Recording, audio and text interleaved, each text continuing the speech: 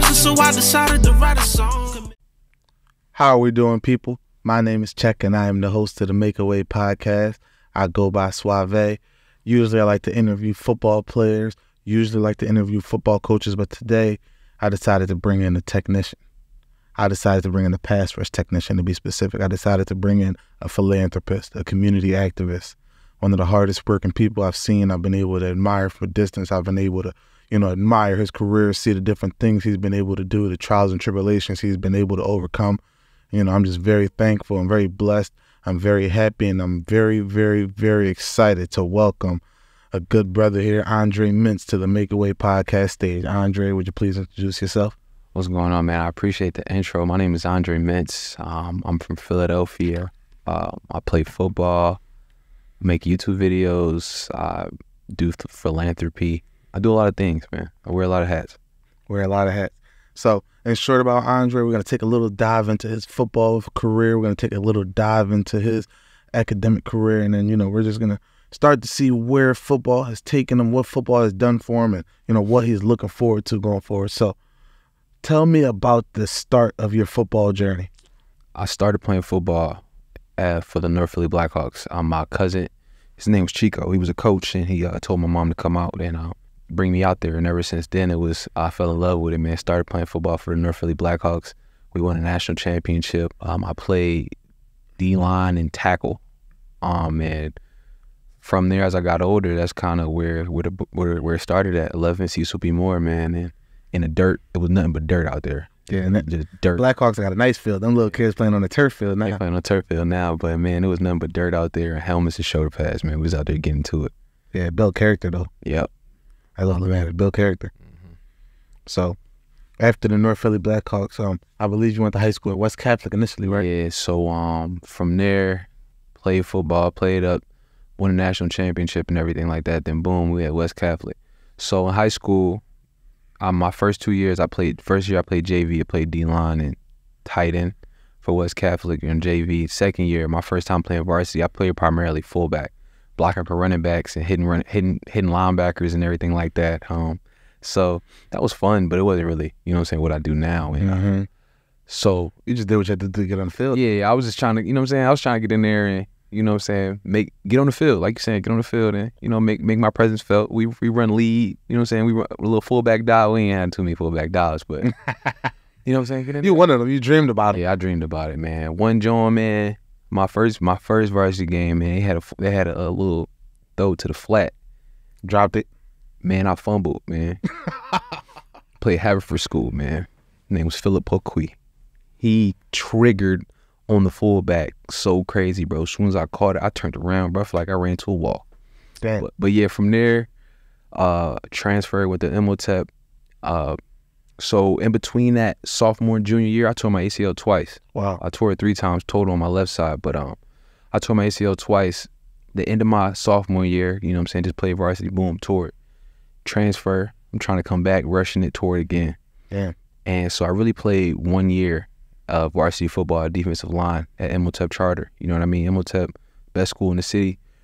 They had the laundry list of Division I players, and fortunately enough, I was able to go in there and find my way into that mix. And so I was the same size as everybody there, same speed and stuff like that, but I didn't have any film because I tore my ACL and never played D-line. Didn't really play varsity D-line.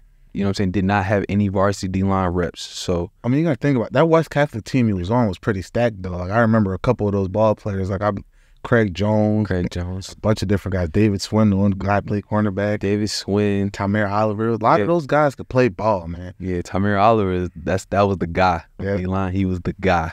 Yeah. Probably the best D-line. Probably one of the best D-linemen to come out of there. You got my boy Neil. Yeah, I got a chance to play college ball with Neil. He came in initially. I believe they tried to bring him in like a safety because he was like on the slimmer side. But yeah, at the end of the day, they just wanted him to play what he played best. So I think about like his sophomore year or something like that, after like playing special teams or whatever, like he was right back in the mix. He was in the box, and he did what he did. He was a good ball player. Yeah, man, those are some lifelong friends. But it was like a whole different world once I transferred into Imhotep Charter, because it's like these is the SEC of Philadelphia football. That's the perfect. It's the SEC of Philadelphia football. I had to come in there and follow the line. You know what I'm saying? Try to really figure out where I fit in and then some, you know what I mean? So a lot of those guys was heavily recruited. We had Nasir Upshur, Shaka Tony, Yasir Durant, John Carlo, my boy JJ. Like, it's a laundry list of people in there. So and that's just the Power 5 guys. And that's just the Power 5 guys. That's just the offensive line, really. Yeah. That's just the offensive line. We ain't talk about the skills. We ain't talk about the like it was crazy, bro. It was really crazy. Like, a lot of people don't know, like, the running back they had back there, like, so you got that Power 5 left to right offensive line, like Oregon, Missouri, like left to right, everybody was a beast, right? And then you got the running back there, one of the most feared rushers in the history of Philadelphia football, Mike Waters. I believe won like the Gator APA Player of the Year. Like, that dude was a beast. Yeah, Mike Waters, and you had Talik Raymond. I played with Talik since I was like 10, man. That's a legend. That's thunder and lightning back there. Man. That was a crazy duo, man. And you know, so those guys was like, everybody on that team was heavily recruited, mind you. So boom, I come in, tore my ACL again. So I look the part, but I don't have no film. I don't have nothing. So I used to take my knee brace off and walk in there, try to meet coaches in there, talking to their coaches, and eventually, as time went on, I was able to get healed enough to get back to workouts. You know what I'm saying? That following year, because it's about 6 to 9 month recovery for ACLs. And so once I did get to move around with those guys and really start bumping heads, I realized I was just as good as those guys. And we went to my senior year, and we won the state. We were undefeated, won the state championship, and offers came in for me at the end, like right before signing day. They started coming in, and I started getting opportunities. And fortunately enough, you know, I got an opportunity to go to Vanderbilt. Yeah. I mean, let's just go into like the opportunity at Vanderbilt itself. I know, for those of you who don't know, Vanderbilt in Tennessee is one of the most prestigious academic institutions in the country, and is the heralded academic crown jewel of the SEC. Yeah. I believe it's one of the only private schools in the SEC. So, you know, you guys had a very, very different SEC experience than a lot of those other guys. Yeah, man. It was you go play on Saturday and you got to be right in class, you know what I'm saying, learning with the best of them by Monday. You know, so I went to Vanderbilt, tore my ACL again. Freshman year, tore it again. Oh my goodness. It's my third time. First, soon in the camp, tore my ACL again, man, but it's by God's grace. By God's grace, you know what I mean? Just I believe, you know, shout out to Gilly. I was watching $1 Million per Game like a couple years ago. He said first he's gonna stress you and then he's gonna bless you, right? Yeah. You know, you're gonna see that challenge, you're gonna face that roadblock. And I don't know if you guys ever seen that meme with the guy with the shovel. He's like bashing away at all of this dirt, and then there's the one option where the guy's walking away at the bottom, but he's about 2 more hits on the dirt away from the diamond. You know what I mean? So, you know, them ACL tears, that was nothing but the dirt that you was bashing to get to that diamond, which is, you know, that end result of pro football that you ended up getting to. So I'm happy that you kept bashing away at it, because you was at Vanderbilt, man. You could have took your medical retirement. You could have just focused on school and just chilled, but could have just rided it out, man. But now, man, I really love the game of football, bro. Like this has been my dream since I could remember. So those 3 small mishaps wasn't gonna stop me, man. So once I got there, that happened. I really realized that I need to handle my business on both sides of the spectrum. So I'm like, okay, boom, I'm out of commission for the year, but man, I really need to lock in on these grades and really figure out how I could get as much as I can out of this university on both sides, on and off the field. So that really opened up my eyes to life, and thankfully enough, man, I got to in retrospect, I got to study abroad. I got to study abroad twice. I got a master's degree. Most football players don't get to study abroad even once. Right. But, you know what I'm saying, you do enough and you do what you need to do, you know, opportunities that come to you, you know, you take care of your business. Like we were speaking about off the camera, just really taking everything that you can out of a university, because they're gonna run you to the ground on the field, but off the field, you got to really take advantage of being in them classrooms and making them connections and really creating value for yourself outside of the sport. When you're in that weight room, these coaches are going to try to get every last pound that you can squat. When you're on the field, they're going to be able to get every last rep out of you. They want you to finish through the last blade of grass on the field when you're running through lines. You should approach the classroom the same way. Right, 100%, bro, because you're going to be dealing with these people that you deal in the classroom, in the workspace, and wherever work field you want to go to way longer than you would be on the field. Yeah. You know what I mean? We all got a date where we got to put the cleats down. But if you take care of your business in the classroom and understanding what you want to do in life in general and set yourself up, you're going to be way ahead of the curve. A lot of times, guys, once they stop playing, they kind of got to start back to square one and really figure out life. But once you, mind you, when you're in college, you're going to spend more time in the classroom than on the field. 100%, man. No matter how you look at it. I did the extra grind and wake up early, come back late. I still spend more time worrying about school than football. I love football to death, but I had to figure out what can I get out this classroom, bro? Because at the end of the day, if I leave out of here without a degree, that is not a mission. That's not a mission. The mission accomplished, and it is not. You get a $250,000 education for free. You need to leave with a degree, whether you go back at some point in time. But no matter what, leaving with a degree is the biggest win. It's a way bigger win than anything. And a lot of people look, oh, it's just a piece of paper. At the end of the day, like job applications, not gonna have. It's about the self-accomplishment. It's about looking back at it and saying, I did this. You know what I mean? Yeah. When I was in undergrad, I came in, I was a computer science major at first, and I was losing my mind sitting in them classrooms because I wasn't, like, there was no collaboration to it. It was, here goes the assignment, figure it out. I'm like, a lot of those kids, like, you know, it's a pretty introverted field for the most part, you know. Not to knock it, it just wasn't my twist. So, you know, we're in there and, like, it's just normal for you to be in the lab until midnight until you figure out the code. That wasn't my thing. I like working collaboratively. Me and Dre sit down and we break down whatever we got going on. Like, because that's how football was. You learn together. You do everything together. You watch film with people. It helps you. So I decided to move into management. And because I felt like I was behind the 8 ball because other people was in it since freshman year, I started taking 18 credits. And I'm taking 18 credits every semester. I get to the end of my sophomore year, my advisor's like, listen, bro, you better chill or you better start finding a master's degree you want because if not, like, you're going to be out of school to do soon. So I'm like, all right, bet. May of my junior year, I graduate. But before that, after that football season's over, after my redshirt sophomore year, I had to sit my head coach down, man. You know, this guy was the only guy at the high school to offer me a scholarship. So I'm sitting him down and like, listen, coach, like, I know, like, you know, we had a plan for 10 semesters, but like, I don't know how we're gonna do this, man, because like I need this master's degree and I don't really want a master's in sport administration. Shout out to Coach Tanner, shout out to Coach Nickel. Like, they really gave me a great opportunity, but it was like academically I saw horizons that I couldn't cross from where I was. So, you know, sometimes you got to break that wall down so you can build yourself back up a little bit. So I'm very thankful that I, you know, decided to take a leap of faith and go get that MBA. You know what I mean? That's something that nobody can take from me. Never. You know what I mean? And when it's time to go in the rooms and they ask you if you qualify, I'm more than qualified. Beyond qualified. You know what I'm saying? Like, yeah, and I think that's really like one of the themes of my life. Is like I strive on like the feeling that I need to feel credible when I'm in a space.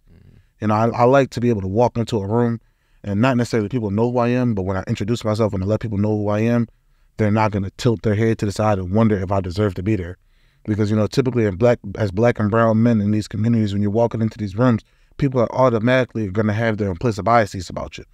You know, I'm walking into this room, I'm a 6'3", 250, 260, 70-pound man, and I'm walking into these rooms and they're like, oh, man, you know, you're built like you know, you could play for the Eagles, man. Like, why don't you play for the Eagles? I'm like, you know, football ran its course. You know, I'm a consultant now, man. I sit down with, you know, the CEOs and the CFOs of these businesses, and I'll talk to them about how they can enhance their strategy and how they can, you know, invest those billions of dollars that they're spending better so they can make more, however they go about it, you know? Yeah. But for somebody that sees me, they just see me like, oh, he got a football sweatshirt on. Like, I'm walking through the hospital last week. My son was just born.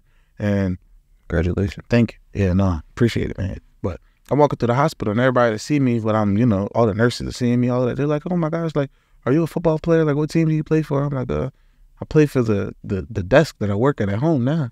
You know what I mean? Like, I played my 5 seasons of college football. I'm thankful for it. I remember every vivid second of it, believe me. But, you know, everybody is not going to be Andre Mintze. Everybody isn't going to get a chance to, you know, defy the odds and be that superhuman. I think that's like the term that like you use a lot when you're talking about football players. Like, everybody isn't going to, like, everybody's superhero career isn't going to last forever. Eventually that football career has to end, and when it does, you got to be comfortable with the person you are outside of football, because if not, it just leads to an incredible identity crisis. And you got to look back at okay, how did I set myself up? What was my exit? How did I set myself up? Did I build enough connections? Did I get a degree to get into rooms that I want to get into that is not sport related? You know what I'm saying? What you can do is benefit off the connections that you make in sports to whatever field you want to make, but having those degrees, having the master's or even an MBA is going to make it that much more easier to transition and also to deal with and shake hands with those likes of people. You know what I mean? Because they're always going to ask, oh man, you should play football. You look like you play football. But no, I'm just as educated as you as well. I did play football, but because I took care of my business and because I expanded my mind and did not just stick with one thing, I'm qualified and then some. You know what I mean? Then some. You know what I'm saying? I could talk to you about pass rush, but if we want to go pull up some numbers and talk about consulting, we can go do it. You know what I mean? You got to be able to do both. And I hope that's something that a lot of people that watch this, a lot of young players that watch this that get those opportunities or are in college, bro, you got to take advantage of every single resource made available to you. Handle your business on the field, take care of your body, put in overtime. But once you come off that field, you're on the other side of campus, whatever you want to do outside of football, take full advantage of it and learn as much as you possibly can. You know, so, and it's crazy that you say that because one of my best friends, his name is Justin White. He's currently one of the assistant directors of admissions at Lock Haven currently. He played football there. And when Justin came into Lock Haven, he was just your average football player. He's like, listen, man, I want to have fun. I want to play football. I want to do whatever. But I've watched this young man blossom and get involved on campus and be able to build those relationships and meet people. And like when he got there, he was just he just wanted to go to class, be eligible, stay eligible, because that's kind of what you're kind of told. Like, you know, just get and stay eligible and let the football part run its course. And your dream is like, listen, like we're Division II, but like you can still make it to the league. From look at XYZ, you know, Craig Reynolds from our conference made it to the league, plays for the Lions right now. A couple guys make it, but you got to realize that there's a high chance that you have to find your life after football. Right. You know, Justin's one of those guys that I'm watching this guy take control of this campus and do so many beautiful things at this school, like running large-scale events, being a student trustee while being a college football player. That was one of the most impressive things that I've ever seen. Being able to sit down with the president of the university, sit down with all the trustees and look at the inside problems that the school is facing and try to find ways to solve it culturally, academically, socially, economically, looking at the different problems they face and giving them a student's perspective, but a student athlete's perspective too. A lot of us don't have voices on these campuses because we don't look for them. We don't look for a way to provoke these conversations from these stakeholders at the school, because the average football player is just going to you know, woe is me himself and say, you know, I don't have any time outside of practice. I want to rest. But you're getting a free education. You're getting a free seat at that campus. You got to be able to get the most out of that seat. Yeah, as a student athlete, you're going to do way more than the average student has done when you walk into that 8 a.m. or 10 a.m. class or 12 o'clock class. You had practice, you showered, you ate, you had to do some treatment, you had to do some recovery. Oh, I got to go to class. And then by the time you walk in there, your brain still got to be ready to learn and use this information for a test, for your future job, for your life in general. You know what I mean? You got to, like I was saying, you got to be superhuman, really, to juggle so many hats and do it at a high level. You got to have the same standard that you have in your play. You got to have your same standard of your education. You know what I mean? You got to be serious about learning and growing and changing as a person when you don't have your helmet and shoulder pads or your cleats on. Yeah. So tell me about, you know, your path at Vanderbilt. I know after you got there, you know, you were a great football player. You got a chance to play in some big games. Tell me about one of the biggest games you ever played in. The biggest game that I've played in was we played Missouri in 2019, and we won 21-14, and it took every ounce of us to win that game. You know what I mean? Going to Vanderbilt, it was a David and Goliath versus whoever, and you know we played against a lot of odds, and we played our hearts out regardless of the score. We played our hearts out every snap. I know me personally, I gave everything I had, but one memorable game was that Missouri game, because it was just everything was clicking for us. Everything on offense, defense, special teams. It took like everything. It was such high intensity, and even though everything was clicking, it was still a 21-14 game. Dogfight. It was a dogfight, you know what I mean, to the very end, and we came out and we won that game, and that's one that's always going to stick on my mind, because it was just, I know what it took as a leader, as a player, and it panned out. You know what I mean? And it was a crazy feeling. Mm-hmm. A crazy feeling. So outside of the on the field stuff, I know you were pretty involved on campus, and you had a little initiative at the local hospital. Tell me a little bit about that. So I went to an event called VU Dance Marathon. It was a 13-hour event that raises money for children that were treated at the Monroe Carroll Children's Hospital. And while there, I noticed that there wasn't a lot of athlete presence. So I took it upon myself to reach out to the hospital representative that ran the event on campus, and I explained to her my idea and what I would like to do, basically bridge a gap between athletics and the Children's Hospital. And we came up with this initiative called the Dancing Doors. I had a whole summer that I did an internship with her, and we were able to put together this initiative to officially help Vanderbilt Athletics become a partner in VU Dance Marathon and raise money. And everyone was paired with a kid that was a fan of the team. So football got paired with a kid that was a fan of Vanderbilt football. You know what I mean? So, and we got to raise, even when I left, they were still raising money. I think it's surpassed about $100,000 in money raised for the Children's Hospital. So that's an accomplishment I'm always going to hang my hat on, man, just being a part of something way bigger than me and bridging the gap. You know what I'm saying? And it's a beautiful thing to really look back at, to be a part of the beginning stages and see what it is and see what it has become. And in the end of the day, I benefit nothing from it. None of us benefit anything from it, but we know that we impacted someone's lives, and that impact, it means way more to them than we can fathom. You know what I mean? Just leaving something better than when you found it. And I think that's something that I can say honestly, I was a part of leaving that situation better than when I found it. That's what I love to hear, man. And I think that's one of the things that a lot of people need to start to resonate with, whether it be your high school, whether it be your college, whether it be, your community. Our job in society is to see, the seeds that are laid in front of us and water them. You know what I mean? I have two little brothers that work very hard. Both of them playing college football. One little brother, Muhammad, he's at Marist College in New York. He's a receiver. He got a chance to, beat the odds. He played Division III football for 3 years. Worked his tail off, and now he's getting an opportunity to transfer up and play Division I for his last 2 years. But I want my little brother to know that, like, if there's anything he needs from me, it doesn't have to be financial, like social advice, whatever he needs. I feel like I need my little brother to be confident enough and comfortable enough with me that he can call me and talk to me and try to lean on me for that support.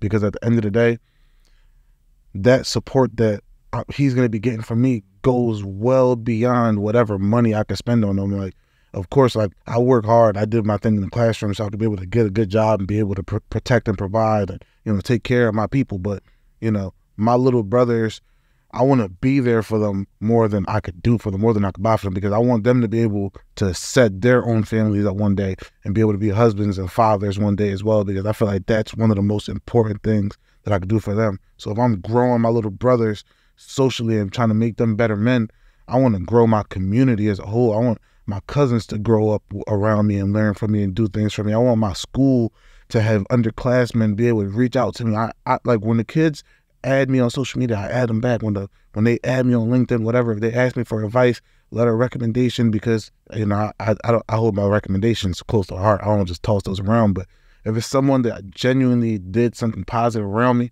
I have no question being able to say, hey, Dre, listen, the least I could do is make this connection. Hey, Dre, I got this young man that I really think could benefit from me. This kid's a pass rusher. He's working hard, and I think he can learn. I think he can grow. I got this connection here who can benefit him. Who am I to at least not make that phone call and not at least send that DM like, yo, listen, buddy, DM him. If you don't reach back out to you, at least watch his social media, watch his clips that he throws up, man, because this dude can ball. You're going to learn something from him. Mm-hmm. So just the little things like that, being able to pay your communities forward and bring your people along with you, I feel like is extremely important. Yeah, because, you know what I'm saying, each one teach one, you know, because if a kid writes me and I see it, I try to get back to him, because I remember being that kid that was sitting in class looking up highlights. I used to sit in class and email, when I was a sophomore, I used to sit in class, email coaches all over the country my huddle tape.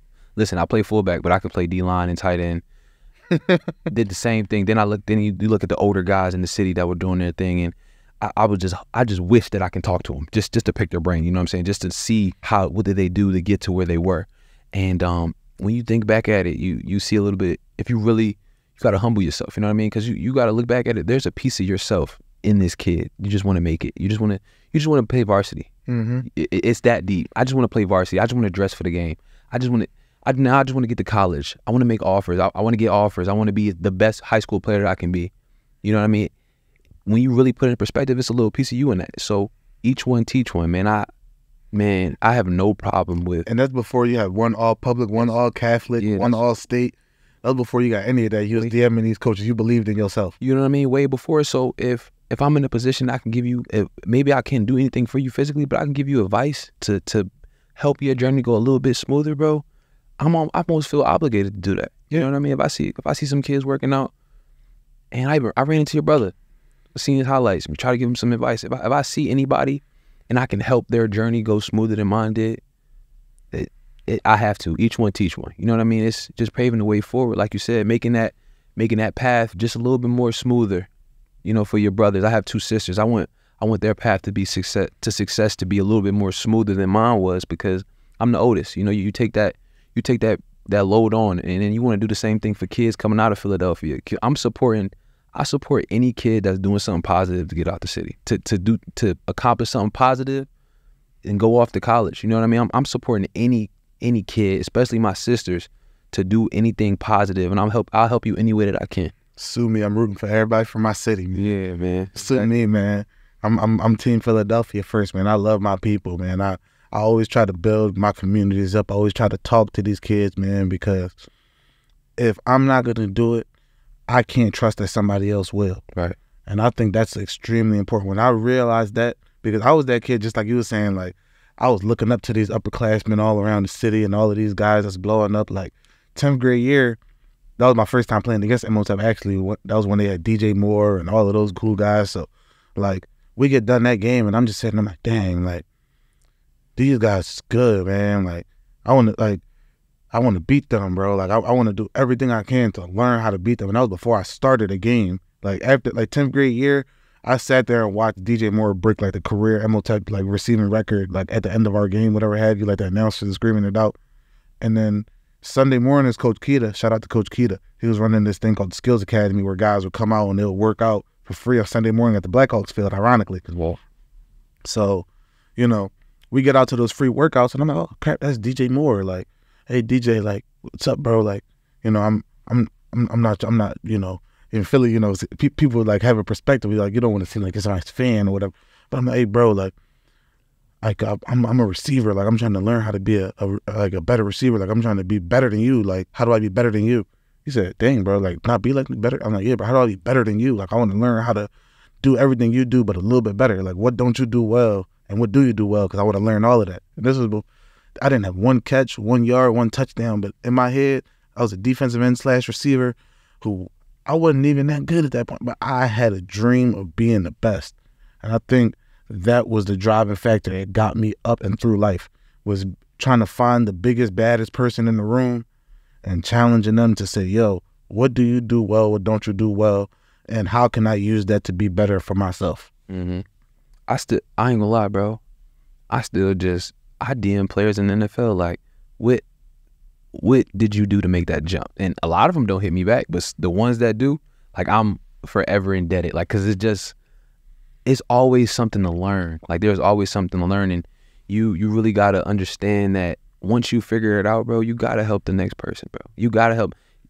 You will take nothing away from your own blessings by pouring into this person, bro, because what's for you is for you, and what's for them is for them. But if you can help them on their journey to go a little bit smoother than yours was, bro, it's just, you gotta, it's almost an obligation, bro. It's like, bro, you had a coach. You can coach a kid up. Yeah. Coach somebody up. You know what I'm saying? Like, and it don't take long. And it don't take long, bro. It ain't asked you to come out there every day with them at 6 a.m. I'm telling you to give them some information, give them actionable steps that they can take that'll help them grow. So let's get a little farther into that. So after Vanderbilt, you know, we're blessed with the opportunity to be an undrafted free agent for the Denver Broncos. Tell me about that path. Tell me about sitting there on draft night. Man, I was with my family in Miami where I trained with my agent, and bro, everybody, my dream was to see my name on the screen. I don't care what round it was. It was my dream to see my name come up on the screen, somebody read my name off the paper. And unfortunately, it didn't happen. So what really happened was once I realized that I wasn't going to get drafted, and mind you, I understand that I had these injuries. I came out of Vanderbilt. Listen, it was what it was. You feel me? But in my heart, You were supposed to get drafted. I feel like, man, somebody's supposed to put my name in the thing, and it was supposed to. I just how I felt. So, man, I was at my agent house with my family. Bro, I left, bro. I'm like, bro, I'm out, bro. I left, and I went and just like cried, bro, because it just felt like it didn't pan out how I wanted to in my head, man. I was sitting there crying, man, and then, you know, right after the draft, once you're undrafted, your phone starts going crazy. So I'm starting getting these calls. Then I have to hurry up and go back to my agent's house and we figure everything out. And fortunately, the Broncos was the first to offer an opportunity, and I took it and made the most of it. You know, I went out there, made the 53 as an undrafted rookie, and it really took everything I had to put it on tape. And I look up, I'm living in my dreams, bro. Everything that I dreamed of, I'm playing on Sundays. Yeah. You know, like The beauty of that, though, like, as an undrafted free agent, what a lot of people don't understand, though, like, it's a blessing in disguise a little bit. Because, like, imagine being the last pick of the draft. You pick number 3,009,000,000. 253. Like, you have to go to that team, and they could be the most stacked team in the world. You could be a quarterback ticket in a room with 5 quarterbacks just because they needed another camp arm and their first quarterback is on the IR. Yeah. You know you're not going to be on that team, but you don't got to say where you're going because you got drafted. As a UDFA, you got to look at all of the text messages on your phone and be like, damn, like, I want to go learn from Von Miller and Bradley Chubb. Yeah. So tell me about that release. Tell me about that experience, being able to go there and camp and compete with those guys. It's a crazy room. First of all, you've been watching Von Miller since forever. Hall of Famer. And now you sitting and you turn around, he's sitting right there. You got Von Miller, Bradley Chubb, Malik Reed, undrafted dog, by the way. Undrafted dog. Derek Tuska, Jonathan Cooper, Aaron Patrick, Peta, who was the XFL Defensive Player of the Year, a dog. And you got myself. And you learn there's so many different ways to play the position, and there's so many different things that you can learn from everybody. It may not always be the number one person in the room. You can learn something from the guy who second string. That you can learn, bro. You can learn. And I definitely would say in this experience in my first year in 2021, I learned so much just from everyone, how they went about it, how to be a pro. You know what I mean? Because no one really tells you how to be a pro. Yeah. It's in that case, you know, you got to take care of your body regardless. You got to be ready when it's time to go. There's so many things you got to take care of your body, how to take care of your body. You got to figure out what works for you in those modalities, and you got to have things on hand, how you eat, how you sleep, how you take care of yourself. It all goes into the product that's on the field. So I would say, bro, I learned so much about football. I learned so much about life in that short time, and I'm thankful for it because I'm still using those things today and changing it and molding it to make it applicable for me. Yeah. So after your time in the Broncos, I know how at the end of that year things happened. Yeah, I got put on IR after I hurt myself, and I pulled my hamstring, got put on IR, played another game, season ended. They went in the off season. I got cut in the off season, and then I signed with the Vikings for camp. How'd you feel about that fresh start? It was different. You know what I'm saying? It was just like, oh, all right, now I'm not here. Now I live in Minnesota. You take your whole life and move it this way. You know what I'm saying? You see it on Twitter, but like the logistics of that, all right, everything that you've known for this past year is now different. It is here. Now you live in Minnesota. Now you have to figure out the Minnesota playbook. Oh, this may have mean this here, but now it's different. And now you got to make the team all over again. And it is a battle that very few people really can conceptualize, because it takes everything out of you. Oh, this didn't work out. Why? You'll never know why. You'll never know why it didn't work out, but you just got to keep trusting in it's a plan bigger than you. And you got to go here and do your best and lead the chips where it may. So played there, did camp there, didn't go well. And I really didn't have an opportunity for the remainder of the NFL season, which was crazy. I found myself back at college just working out, waiting by the phone, praying that it rang, and it never did. It did at the end of the year for the XFL, but it's just like That wasn't your initial plan. It wasn't my plan, bro. You understand, bro, how much discipline and mental focus and like how much, you have this dream and you want to go a certain way and it's not going that way. You still got to stay disciplined to the T. To the diet, to the exercise, to the focus, to the treatment. Right. You got to be a pro, and you got to know. You got to be like, it's coming. It may not be today, it may not be tomorrow, but something is coming. You know what I mean? And you still got to prepare. And I would say that experience sitting out of the NFL season and going into the XFL season really molded me and really just made you hungry. It made me hungry because it's like, bro, is this your dream? Okay, so even they don't know it. They may not know it. They don't believe it. They don't believe that you should be here. But do I personally believe I should be here? Yes. So I have to do everything on my own in the dark. So when the light does shine my way, I'm performing. Yeah. It's a crazy thing, bro. So about the XFL Defenders, man, like I think you guys were like the longest running undefeated team. You guys won a lot of football games, and you guys played at a pretty high level, man. You guys had the XFL leading receiver, I think the leading rusher at one point too. Yep. Like you guys were one of the most entertaining teams to watch in the XFL. How did it make you feel? How did it feel to learn and grow with these guys as well? Bro, it was an experience for the ages, bro. I can't really give you a full cusp of it because by the beginning of the camp, we all fighting each other, but by the end of it, man, we all, you know how football is. You get so many different people from different things and different paths, and by the end of it, a good team, you end up really close friends. You know what I'm saying? Like the so, best. You know what I mean? So it was a great experience.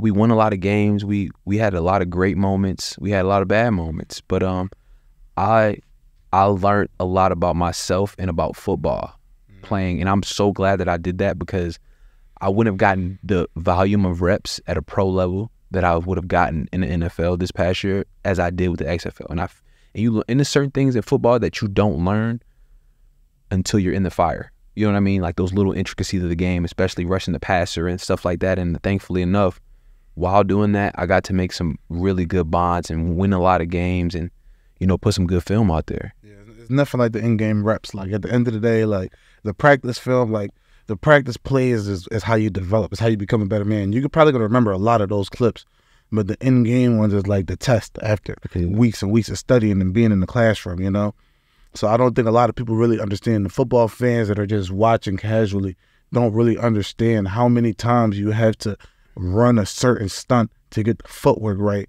how many times you have to work a hand move to be able to be confident that when a 6'7", 330-pound man is shooting his hands at you, you're going to be able to knock him down. Right.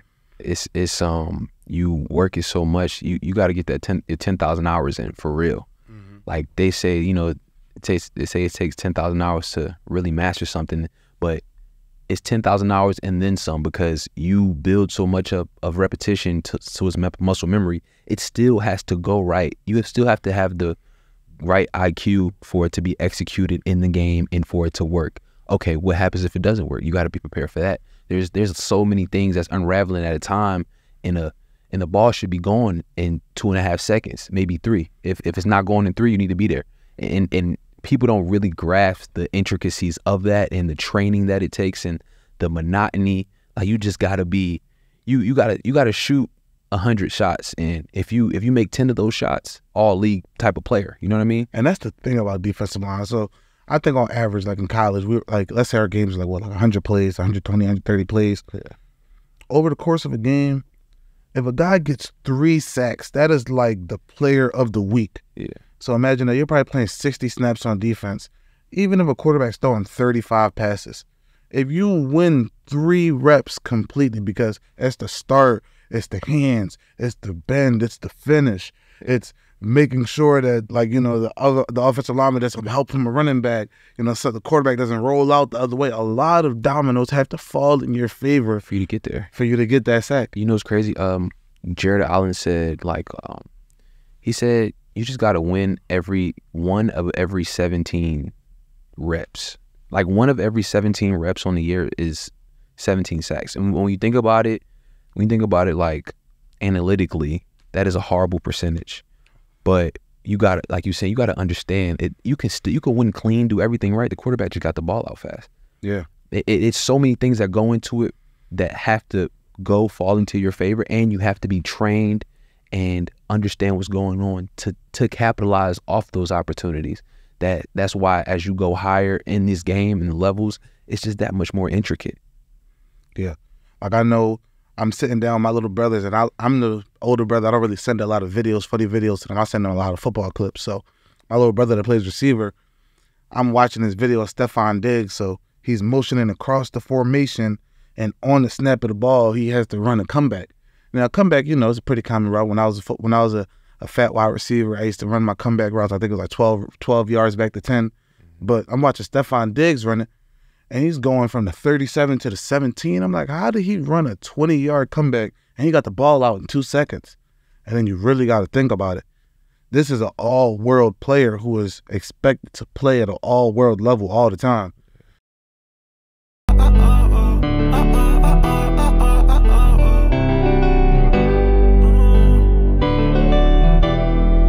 I couldn't tell you in person, so I decided to write a song.